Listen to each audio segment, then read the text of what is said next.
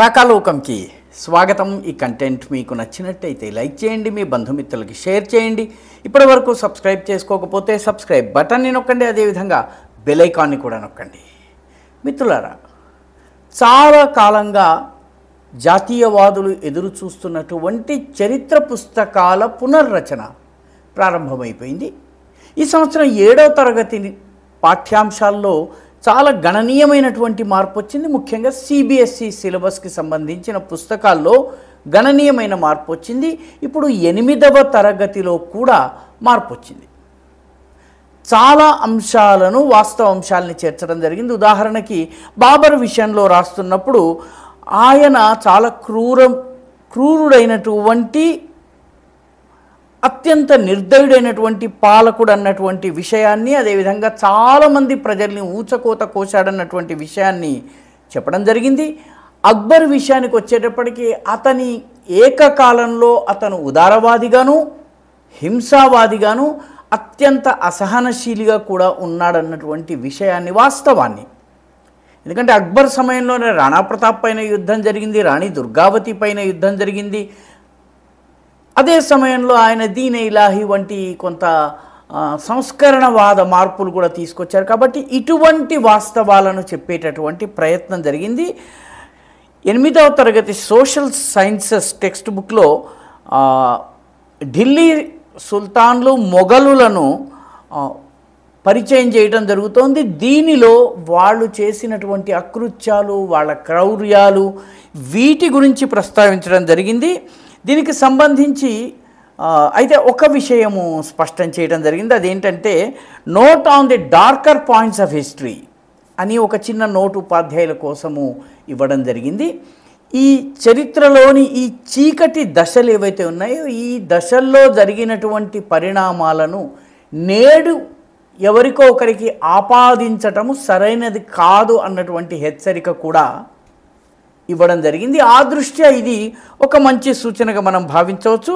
Exploring society India and beyond అని class 8కి social sciences యొక్క section 1లో ఇవన్నీ కూడాను ఢిల్లీ సుల్తాన్లు, మొఘల్ సుల్తాన్లు, వీళ్ళకి సంబంధించినటువంటి అనేక అంశాలని ఇవ్వడం జరిగింది.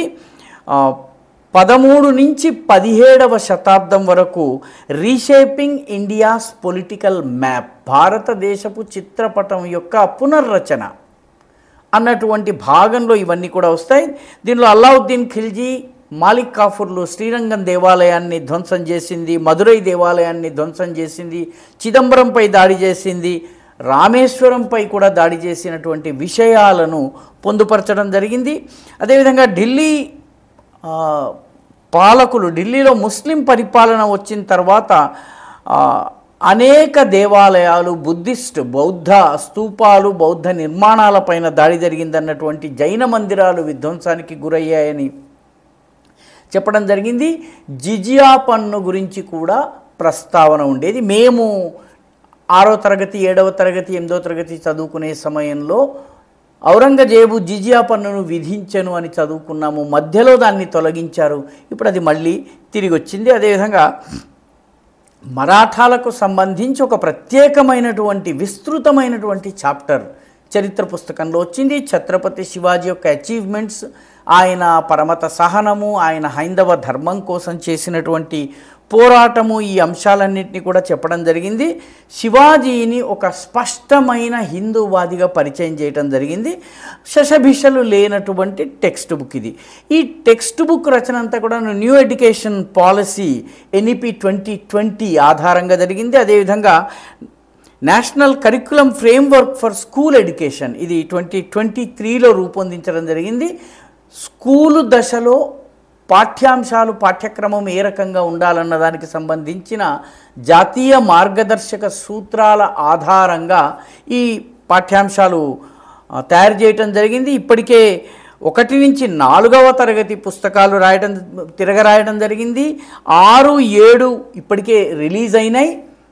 8వ తరగతికి సంబంధించినటువంటి సోషల్ సైన్సెస్ యొక్క పార్ట్ 1 రిలీజ్ అయింది. పార్ట్ 2 త్వరలో రిలీజ్ కాబోతోంది. ఈ రకంగా భారతీయ చరిత్రకు సంబంధించి మరుగున పడినటువంటి అంశాలు, మరుగుపరచబడిన అంశాలు, ఉద్దేశపూర్వకంగా శివాజీని ఒక లైన్కి పరిమితం చేసి ఔరంగజేబు గురించి రీములకు రీములు రాసినటువంటి రోజులు ఇక గతం కానున్నాయి.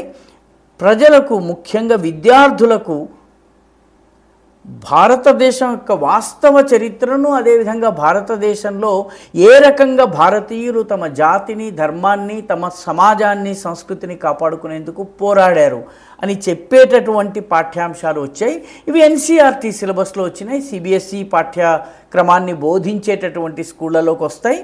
రాష్ట్ర ప్రభుత్వాలు దీని నుంచి ప్రేరణ పొందినటువంటి రాష్ట్ర ప్రభుత్వాలు ఉత్తరప్రదేశ్ కావచ్చు, రాజస్థాన్ కావచ్చు, మధ్యప్రదేశ్, ఛత్తీస్గఢ్, గుజరాత్, మహారాష్ట్ర ఇటువంటి అనేక రాష్ట్రాల్లో కూడాను ఈ సిలబస్ని కొద్దిపాటి మార్పుల్లో స్థానిక అంశాలని జోడించి, ఉదాహరణకి అస్సాంలో అహోం రాజుల గురించి, లచిత్ బర్ఫుకన్ గురించి, బీర్ శిలారాయ్ అనేటటువంటి వీరోచితంగా పోరాడినటువంటి రాజు కావచ్చు, మణిపూర్కి చెందినటువంటి రాజా భాగ్యచంద్ర గురించి కావచ్చు, ఇవి జోడించి చెప్పడం జరుగుతుంది. స్థానికంగా ఉన్నటువంటి చారిత్రక పురుషుల వివరాల్ని పొందుపరుస్తూనే ఓవరాల్ ఎన్సీఈఆర్టీ గైడ్లైన్స్ని పాటించి చరిత్ర పుస్తకాల్ని మార్చడం జరుగుతుంది. ప్రారంభమైంది.